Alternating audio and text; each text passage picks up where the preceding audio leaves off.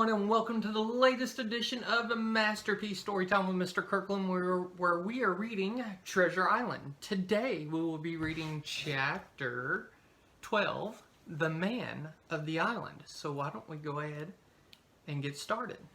Put my glasses on so I look all official. Alright, Chapter 12, The Man of the Island.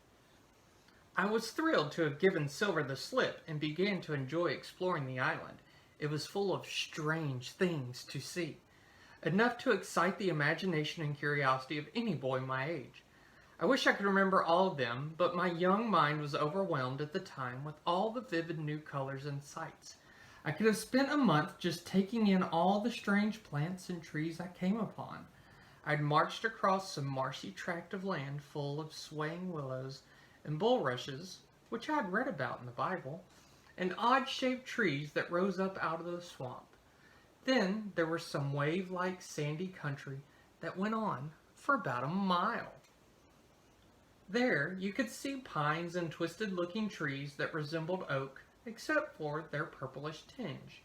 In the distance I could see one of the hills with its craggy peak shining brightly beneath the harsh sun. Now I really began to feel like I was an explorer. I felt free and full of joy, forgetting for a time the many dangers I was facing. The island was truly uninhabited. My shipmates were left behind, and before me nothing lived but unfamiliar birds and other creatures that went running or flying for cover as soon as I approached. There were tortoises with backs so large they looked like bathing tubs, and magical flowering plants of a size and shape you could only come upon in dreams. Suddenly I heard a rustle among the bulrushes. A wild duck flew up with a quack. Then another followed, and then another. Soon along the whole surface of the marsh, a great cloud of birds hung screaming and circling in the air. I knew my shipmates must be coming up close, so I ran quickly and crouched behind the nearest tree, not far from the swamp, and waited, silent as a mouse. I heard voices, and among them one I knew to be Silver's. I overcame my fear and crawled closer to catch the meaning of their words. "You're more valuable than gold to me. That's why I'm warning you now. You can't change the plan. You can only save yourself by joining in. Come on now, Tom. Tell me what they would do to me if they knew I was telling you all this now." "Silver," said Tom, "you may have let yourself be led away, but not me. I'd sooner lose my hand than turn against." Suddenly we all heard a cry of anger, and then a terrible, drawn-out scream. The noise echoed across the crags of the spyglass, and the birds rose again in a rush. I knew it was a death cry, and Tom jumped to his feet. "What was that?" he asked.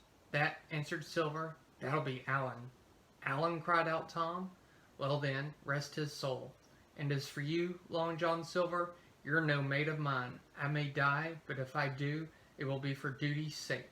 You've killed Alan, have you? Well, I defy you to kill me." And with that, Tom started running away. But Silver, full of new strength, steadied himself, leaned back, and aimed his crutch. Its point drove at the center of Tom's back, and he fell with a cry. I had no time to tell if this had hurt him badly. Silver was soon on him and, with his knife out, had driven 2 quick stabs into him to end his life. I heard Silver panting. I felt faint, but managed not to pass out as I watched him wipe the blood from his knife. The whole scene was playing over in my mind. Silver then pulled a whistle from his pocket and blew it twice. I knew that the other men would be coming quickly now, and if they had killed those 2 honest men, would they not kill me? I began to crawl back, and as I did so, I heard a chorus of voices ring out. I turned, racing through the thicket until I ran only on fear. I needed to return to the ship with the men, but how could I? As I thought it through again, I knew they would wring my neck if I tried. I said my silent goodbyes to the Hispaniola, to the doctor, and to the squire and captain. I knew there remained for me only death by starvation or at the hands of the mutineers. Yet I continued to make speed through the trees until I was at the foot of a little hill. There, my heart thumping, A fresh alarm brought me to a standstill. We have a picture there. Jim Hawkins on the island. Suddenly, I saw a shadow move just beyond my eye, and I knew I was not alone. I stood stock still as I saw it run past me, almost doubled over. I could not tell if it was a man or monkey. I started running again and saw that it was set on cutting me off, and so became more afraid of it than of Silver. But I readily remembered that I had a pistol with me and turned briskly to face this mountain man. He stepped out of the trees and walked toward me. "Who are you?" I asked. "Ben Gunn," he answered, with a voice rusty and awkward from lack of use. "I'm poor Ben Gunn, and I haven't spoken to a soul in 3 years." I could see now he was a man like me. However, sunburned and bearded he was. His lips were cracked, and he was dressed in rags made from pieces of old ship's canvas. I asked if he had been shipwrecked. "No, marooned," he said.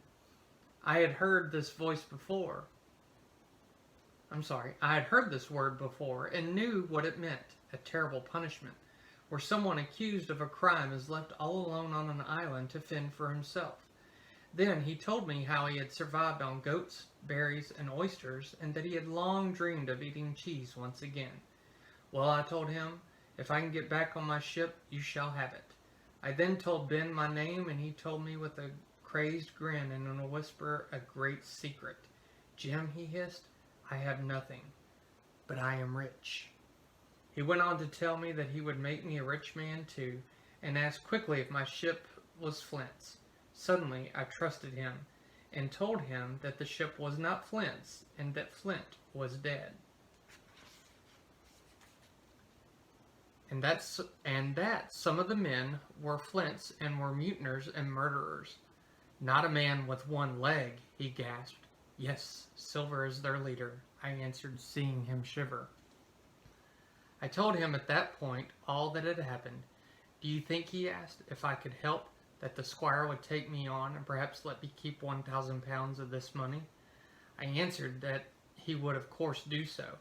Then Ben revealed to me that he had been on board with Flint's men when Flint had gone ashore with 6 men and buried the treasure. These 6 he had somehow killed with his own hands, and had never told a soul on board where the treasure was.